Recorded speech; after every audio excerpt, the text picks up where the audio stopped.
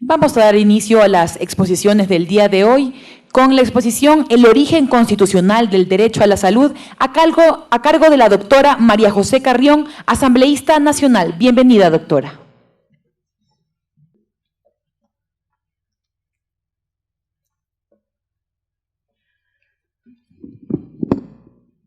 Buenos días con todos, con todas. Muchas gracias la invitación. Quiero dar primero un saludo inmenso, un abrazo afectuoso a Pedro Páez, que es superintendente del Poder del Control del Mercado, quien conjuntamente con todo su equipo ha venido haciendo un trabajo muy importante. Primero, de visibilizar que es parte del derecho a la salud, que es el tema de los medicamentos y el derecho al acceso a los medicamentos. Ha trabajado conjuntamente con grandes amigos de los diferentes sectores, de las farmacias, de las cadenas grandes, de las cadenas pequeñas, a quienes también les damos un saludo el día de hoy. También quiero saludar a William Garzón, que estaba hace pocos momentos por aquí, que es presidente de la Comisión de Salud de la Asamblea Nacional, a Santiago Vázquez, que es director general del CERCOP, Ramiro López, decano de la facultad, que también está acompañándonos. Veo por aquí a Fausto Dután también, que gran amigo que tiene mucha vinculación con el sector de la salud. Y a todos quienes están el día de hoy, académicos, estudiantes de las ramas diferentes de la medicina, de la salud, que tienen que ver con el sector salud. Muchísimas gracias por la invitación y a todo el equipo de la superintendencia, gracias por el trabajo conjunto, a los invitados internacionales. Primero, quiero comenzar diciendo que el derecho a la salud es uno de los derechos, para mí, como doctora, especialista en medicina familiar, uno de los derechos más importantes y más completos, porque efectivamente trata de romper todos los esquemas tradicionales de la concepción de la salud. Pero antes de llegar al derecho a la salud como tal cual está ahora concebido en la Constitución del 2008, quiero hacer un breve paso, digamos, por la salud y cómo fue construida desde los propios inicios de la sociedad ecuatoriana, para que un poco entendamos cómo evolucionaba la mirada desde los políticos, ¿verdad?, a la salud y cómo esto fue siendo y se contempló finalmente en nuestras cartas constitucionales. En la Constitución Política de 1820, únicamente lo que se construye en un artículo es que establece medios conducentes a la salud pública. Si ustedes revisan con mucho detalle esa Constitución, ustedes no encuentran ninguna otra referencia a temas de salud, simplemente la referencia que existen y que se debe establecer los medios conducentes para establecer la salud pública. Luego, fíjense, desde 1820 hasta 1945 es cuando se vuelve a encontrar otra incorporación. Miren cuántos años pasaron. ¿Cuántos años pasaron sin que se vuelva a incorporar en las constituciones temas relacionados con la salud? Fíjense que solo hasta 1945, y es muy importante la referencia que vamos a hacer, y es que hasta 1945 se logra también la incorporación de los temas de salud, sobre todo porque comienza a representar también la visibilización desde los sectores sociales y populares, donde estos comienzan a exigir alrededor, pero sobre todo alrededor de temas laborales, el reconocimiento de estos que son derechos incipientes hasta ese momento. Fíjense en que de los derechos encontrados, dice que el Estado, y también es un poco yo creo que las constituciones son el reflejo más claro de las sociedades de su época. Fíjense, en 1945, el Estado protege a la familia, al matrimonio, a la maternidad. Se garantiza la defensa de la salud física, mental y moral de los niños, de la infancia. Y los derechos a la educación y a la vida en el hogar. El artículo ya 148, como les digo, ya habla del trabajo. Y dentro de los capítulos referentes digamos, el desarrollo en relación a los derechos laborales, se incorpora el tema de la salud. ¿no? Se regala la higiene y la seguridad del trabajo para garantizar la salud y la vida de los trabajadores. Disculpen que estoy un poco agitada, estábamos en pleno de la asamblea y me tocó correrme de casi al frente, estoy un poco todavía agitada. Luego vemos el artículo 149, ¿verdad? Las asistencias sociales, así eran concebidas, como asistencias sociales. Fíjense que incluso no había la consideración casi de un derecho pleno, sino más bien como una asistencia, es decir, como una actividad asistencial, no como el derecho del individuo, sino como que era casi que una dádiva en un momento determinado o un elemento coadyuvante al trabajo. Dice, la salubridad pública como garantía del derecho a la salud que tienen los habitantes del país. Es en este artículo que por primera vez se contempla, fíjense, el derecho a la salud que tienen todos los habitantes del país. Pero no te desarrolla, ¿sí? No te desarrolla un sistema de salud, los componentes de un sistema y la estructura sanitaria necesaria para que que es un derecho fundamental, se visibilice, ¿verdad? Fíjese que nuevamente en el 185 del 46, igual el derecho al trabajo se incorpora, no hay otra incorporación mayoritaria. En el 67, nuevamente, si vemos, hay la concepción proteccionista y la infancia se lo visibiliza la infancia como un elemento prioritario y así se lo establece, nuevamente se recoge, ¿verdad?, el cumplimiento del derecho de la infancia, de la salud física, mental y moral, y en el artículo 64 también el tema de lo que tiene que ver a los trabajadores, al empleo y parte de ese derecho. Ya, por eso en el numeral 15 habla de los empleados, los empleadores y las obligatoriedades. ¿Por qué hacemos también y tomamos esto en cuenta con mucha importancia? Es porque si vemos el desarrollo del derecho en el Ecuador en relación a este tema, es muy importante que se vincula el derecho al trabajo. Es por eso es que en algunos otros países el tema de la salud no está vinculado al Instituto Ecuatoriano de Seguridad Social, como es en el caso del Ecuador. El Instituto Ecuatoriano de Seguridad Social es uno de los garantes del derecho de la salud y del trabajo. Sus orígenes tienen que ver con esta concepción jurídica.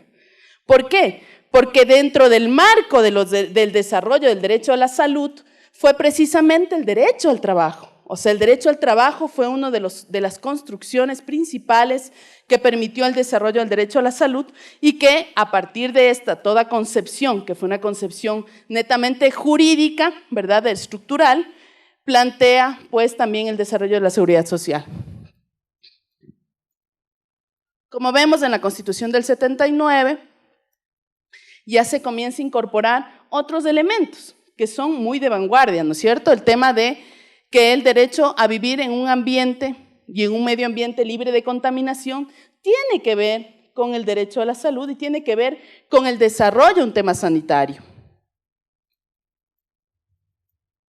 También, ¿verdad?, el derecho a un nivel de vida que asegure la salud, a la alimentación, el vestido, la vivienda, la asistencia médica y los servicios sociales necesarios. Para quienes vivieron muchas partes de esa historia, ¿verdad?, claro, tiene que ver también con el regreso a la democracia, 1979, y tiene que ver con una propuesta, ¿verdad?, que ya se ve como mucho más integral, porque fíjense cómo se construye y se comienza a construir esto que tiene que ver con la salud, que los que estudiamos, los profesionales, los que ejercemos el tema sanitario, sabemos que no es un tema netamente físico, que hay factores biopsicosociales y que en el desarrollo de estos factores biopsicosociales los elementos sanitarios son predominantes. En ese sentido, ¿verdad?, ya se comienza a hablar de la atención a la salud de la población en las ciudades y en el campo, ¿verdad?, y se habla de la socialización de la medicina. y ya, bueno, de diferentes elementos que se encargarán de esto y demás. Ya la Constitución del 98 ya establece mucho más claro lo que tiene que ver. El derecho a vivir en un ambiente sano, ecológicamente equilibrado, libre de contaminación, y se establecen las restricciones ya como derechos y libertades, e incluye el medio ambiente. Fíjense qué importante, ya en la Constitución del 98 se establece ya elementos constitutivos de lo que debe ser el derecho a la salud, pero ya incluye al medio ambiente, ¿verdad? Ya incluye el medio ambiente mucho más consolidadamente que en la Constitución anterior. Habla de el equilibrio ecológico y habla también de la contaminación y de la contaminación como factor determinante de la salud. Luego, en esa propia Constitución, el derecho habla de un derecho a la calidad de vida, habla del Estado y la garantía del derecho a la salud, habla de su promoción y protección y el desarrollo de la seguridad alimentaria, la provisión de agua potable, habla del saneamiento básico, el fomento a ambientes saludables, en lo laboral, familiar, comunitario, etc. Y conforme a los servicios y principios de equidad, ¿verdad?, de universalidad, de solidaridad, de calidad y eficiencia. Si vemos el desarrollo de la salud, el desarrollo en las distintas constituciones, hay un cambio ya, porque ya te habla de principios en la salud. Eso no había, ¿verdad? Te habla también de la promoción y protección del derecho a la salud. Si se fijan en lo que hemos revisado hasta ahora, no se había hablado ni de promoción ni de protección a ese derecho. Tampoco se había hablado, ¿verdad?, de otro tema que ha sido fundante también y que desde ahí comienza y que en el mundo ha sido una discusión muy importante, que es el derecho a la seguridad alimentaria. Fíjese en cómo se va construyendo el derecho a la salud y se va llenando de elementos constitutivos de este derecho que son fundamentales. ¿Verdad? Seguimos. Ya te habla en la del 98, fíjense en cómo se convierte, ven, se dibuja una constitución que ya te habla de cosas muy importantes. Te habla de los programas, de las acciones de la salud pública, que serán gratuitos, ¿verdad?, para todos, los servicios públicos de atención médica, etcétera, ¿no es cierto? Pero también se habla que no se negará la atención de emergencia. Hemos visto muchos casos que pacientes que llegan a emergencia no han sido atendidos, no fueron atendidos, sin embargo, en esa Constitución ya se lo planteaba, en la del 98. Se habla de algo que es muy importante, generar una cultura de la salud, ¿no? Y la educación alimentaria, nutricional, etc. Y también que para todo esto que ya comienza a tener una estructuración, que comienza a tener un sentido, un desarrollo en la salud, también te habla de programas que tienen que ver con las toxicomanías. Nuevamente, esta Constitución, ¿verdad?, ya te habla de una política pública de salud, una aplicación de la misma y un sistema nacional de salud. Fíjense, es hasta el 98 que se habla por primera vez de un sistema nacional de salud. Esto no significa, ¿verdad?, esto no significa que no haya habido un sistema. Obviamente, siempre ha habido una estructura de salud, una estructura sanitaria, pero un sistema como tal tiene ciertas características, es decir, hay una articulación, hay una cabeza, hay un desarrollo de la institución y hay objetivos y metas claras, ¿verdad? Ya te lo está desarrollando. También habla nuevamente, ¿verdad?, de los sectores prioritarios y del respeto a la vida, ¿verdad? Además de la seguridad social y de la convivencia familiar y comunitaria. Sigue desarrollando el concepto de la salud. También habla como parte de este concepto y va desarrollando temas nutricionales, familiares, educativos y la incorporación al sistema educativo de todo lo que tiene que ver con una educación para la salud. Luego, también establece que el Estado garantice la convivencia adecuada, armónica, prioritaria a las personas con discapacidad. Y también en lo que tiene que ver a la incorporación al sistema de salud de estas personas. Y finalmente, en el 54, habla de la gratuidad de la salud, del tratamiento preferente tributario en el caso de los servicios de salud y de la asistencia especial, ¿no es cierto?, en el caso de adultos, de jubilados, etc. También incorpora otros elementos constitutivos, como lo habíamos dicho, ya el tema del derecho al hábitat y la salud, responsabilidad del Estado, que esto es lo más importante dentro del ámbito de la construcción del sistema sanitario como tal. Luego sigue desarrollando y hay una serie de articulados, ¿verdad?, que tienen, digamos, congruencia con el tema de la salud, que es el tema del trabajo. Nuevamente sigue siendo el trabajo un elemento constitutivo de garantía en relación a la salud y el acceso a la salud. Es por eso que, sin duda alguna, el Instituto Ecuatoriano de Seguridad Social cumple un rol fundamental porque desde la propia concepción del derecho a la salud estuvo el trabajo vinculado a este derecho, como lo hemos desarrollado hoy. Y fíjense, en el artículo 37 se toma por primera vez el tema de las medicinas en la Constitución. Por primera vez se habla de las medicinas en la Constitución y se lo menciona como la obligatoriedad y el acceso y la garantía, la gratuidad del acceso a las medicinas. Eso ocurre en la Constitución del 2008 y se lo plantea ahí.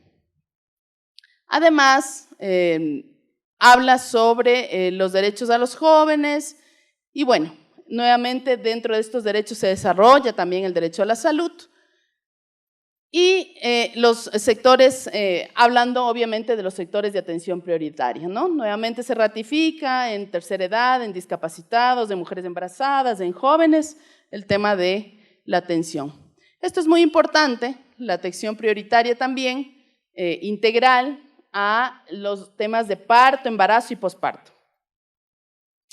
Se desarrolla también en la Constitución del 2008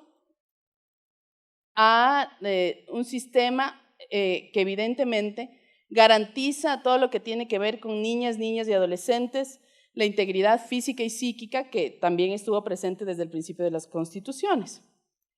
Habla en el artículo 46 la atención prioritaria a todos los infantes menores de 6 años. Sabemos que el desarrollo prioritario de la niñez, las etapas más sensibles del desarrollo son la primera infancia. Fíjese en el artículo 47, habla que también se garantiza en el tema de las discapacidades toda la atención conjunta de la sociedad, etcétera, y lo desarrolla. Habla también a las personas privadas de la libertad y garantiza también el derecho, por supuesto, el respeto a los derechos humanos y dentro de estos también la salud integral. Y en los artículos 358 y 366 abarcan ya los principios y formas y normas y principios sobre el tema de la salud, con la finalidad, ¿verdad?, de ya construir este derecho de manera integral. Y si se fijan, ya habla sobre cosas mucho más específicas. Si volvemos a la primera diapositiva, donde se menciona la salud de manera incipiente en la primera Constitución, a la Constitución del 2008, que también además fue producto de un debate social muy importante y que tuve la suerte yo ser parte de la comisión que trató los temas de salud. La discusión fue muy amplia y si vemos con el resto de constituciones, la Constitución del 2008, queridos jóvenes, estudiantes, docentes, compañeros que están aquí en el auditorio, esta Constitución desarrolla de manera muy minuciosa lo que hoy en día es un derecho constitucional a la salud. Y estos artículos, fíjense en lo que dicen, ¿no? La finalidad es desarrollar, proteger, recuperar las capacidades y potencialidades para la vida saludable e integral. La salud debe tener un enfoque individual y colectivo, la diversidad social y cultural de género intergeneracional. El sistema debe guiarse por los principios generales, además de los de la bioética, suficiencia intercultural.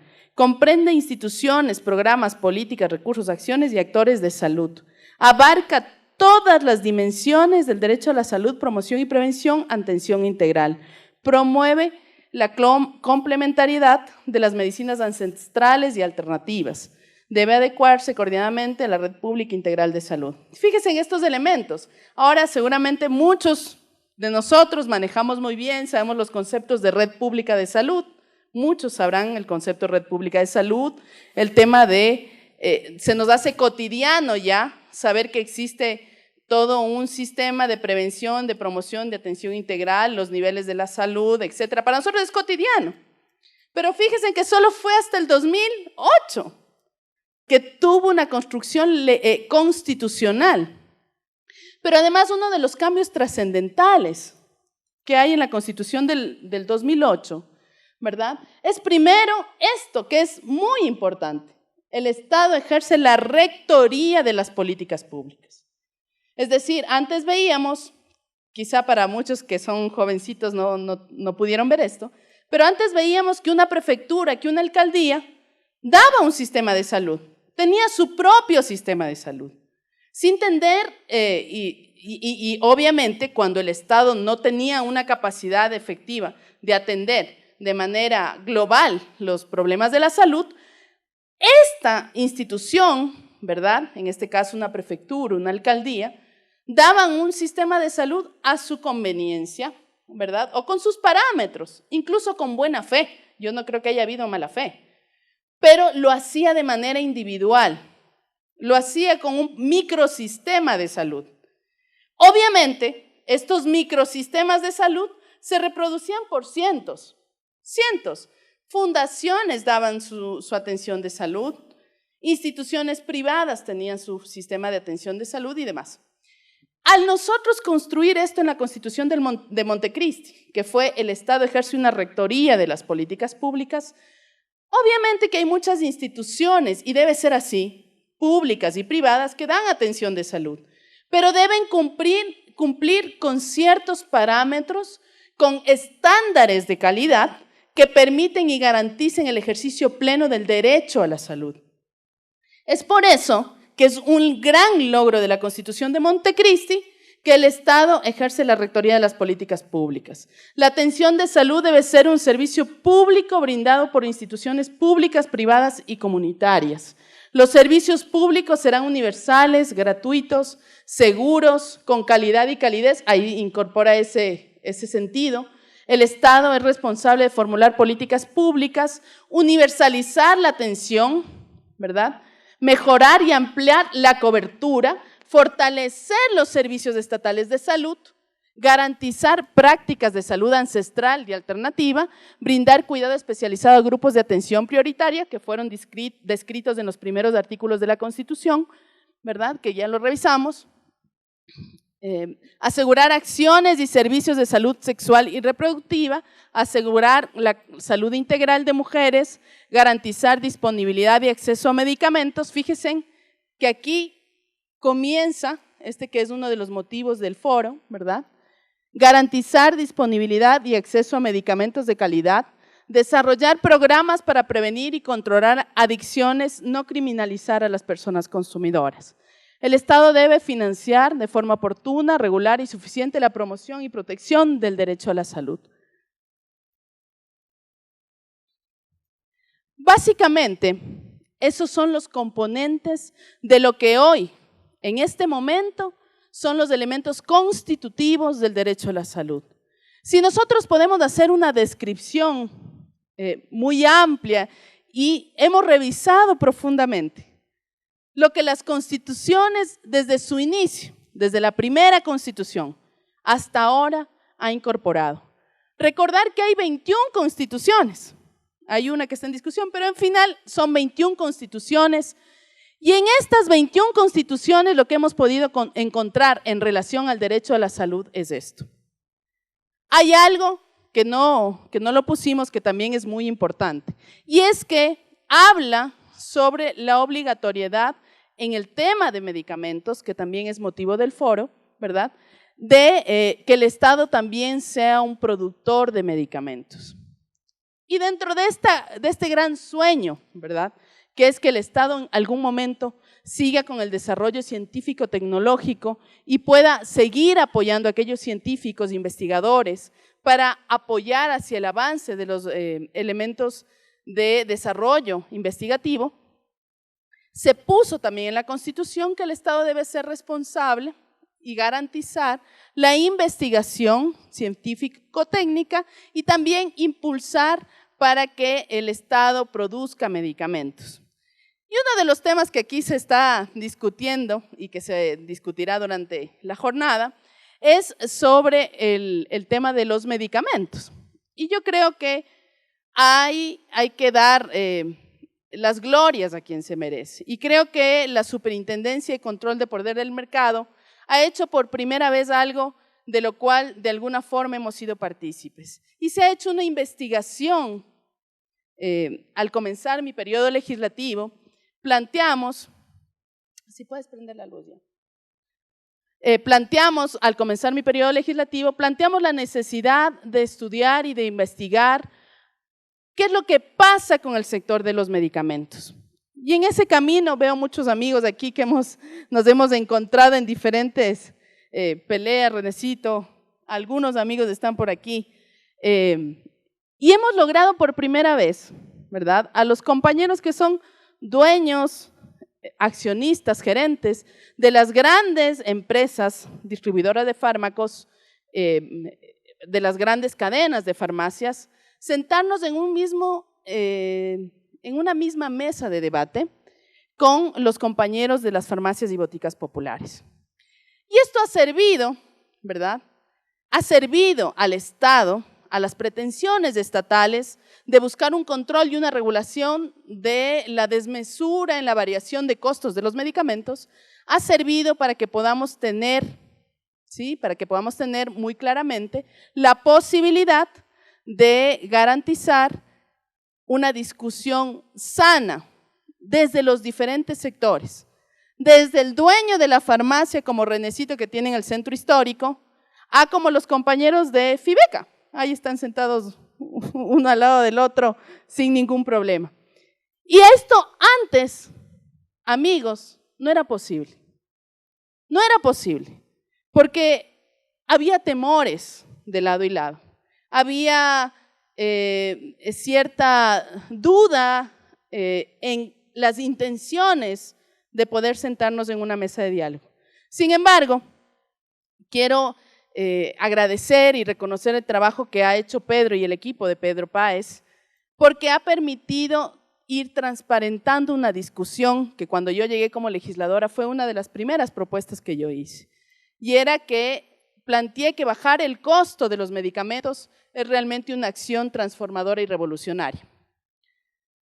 Pero claro, cuando yo planteé eso, en los primeros días de mi acción legislativa, no pensé, de verdad, encontrarme lo que pasaba en el sector farmacéutico. Y pasaba que existía poquísima información, mucha desinformación y mucho temor. Pero hoy para mí es un agrado, es una alegría haber sido parte de este puente necesarísimo entre los pequeños, los medianos y los grandes farmacéuticos a nivel nacional, y que ahora se puedan sentar juntos, grandes amigos, y que podamos hacer propuestas conjuntas al país en relación a que cuando estuvimos en Montecristi fue un sueño, y que es que los ecuatorianos no solo es que tengan derecho a ir a un hospital. Para muchos jovencitos quizá no se acuerdan cómo eran los hospitales hace 9 años. No sé si los jóvenes ¿se acuerdan o no? Más o menos, más o menos, ya. Pero los hospitales antes tú ibas y claro, había una intención de atención buena, porque obviamente quienes estudiamos medicina, enfermería, no lo hacemos pues por una intención mercantilista, lo hacemos por una vocación, ¿sí o no? Una vocación, un don de servicio, las ganas de atender, las ganas de ayudar. Eso nos caracteriza a quienes estudiamos estas carreras tan humanas. Pero no solo hace falta esa voluntad, hace falta no solo la voluntad, sino a esa voluntad tiene que acompañarle todos estos elementos que por eso fue tan dura la discusión y tan importante de incorporar en la Constitución de Montecristi esto. Porque si no tenemos un sistema, si no tenemos autoridad sanitaria, si no tenemos la red integrada de salud, si no tenemos los medicamentos como un derecho, difícilmente todo lo que tiene que ver con la salud puede ser cada día mejor. Porque hace 10 años, hace 15 años, usted iba al centro de salud y sí, capaz que personas con el mismo corazón que ustedes estaban en la institución, pero no podían atender, no, porque no tenían la tomografía axial, porque no tenían los medicamentos, porque no había los elementos para los exámenes de laboratorios, no había medicinas. Entonces, todo esto que se construyó, que no es mérito de los asambleístas constituyentes que estuvimos ahí, es mérito del pueblo ecuatoriano, ha servido para generar una plataforma social que garantice no solo el derecho a los profesionales de la salud a estudiar y a ser parte de un sistema de salud, sino de que ese sistema de salud esté tan bien estructurado que permita hacia futuro, no digo que ahora se han solucionado todos los problemas, porque eso es imposible, pero que permita hacia futuro que esa red pública de salud sea realmente una solución a las necesidades del pueblo ecuatoriano. Que esa justa necesidad de la incorporación de los medicamentos como parte al derecho a la salud sea también parte ahora de la discusión académica importante que se está haciendo el día de hoy. Que efectivamente el derecho a la salud no solo tenga que ver con un hecho concreto que es la curación de la enfermedad, sino la mirada integral y la incorporación de temas tan importantes como el sanitario, que tiene que ver con el medio ambiente, que tiene que ver con la alimentación, que tiene que ver con otros elementos, la calidad del trabajo. Nosotros sabemos que el ser humano es un ser biopsicosocial y ese ser humano tiene este derecho a la salud y que nuestra Constitución de Montecristi trata de garantizar de manera integral el derecho a la salud y que por primera vez, queridos compañeros y compañeras, podemos sentirnos muy orgullosos de decir que tenemos un derecho a la salud muy desarrollado. Perfectible, porque ninguna norma es perfecta, ninguna obra humana es perfecta, pero sí este derecho a la salud nos permite exigir, pedir, construir este derecho de todos los ecuatorianos y ecuatorianas. Así es que, queridos amigos, esta es la evolución que ha tenido el derecho a la salud en las constituciones y estos son los grandes desafíos hacia futuro de hacer vida de esta Constitución de Montecristi. Muchas gracias y buenos días.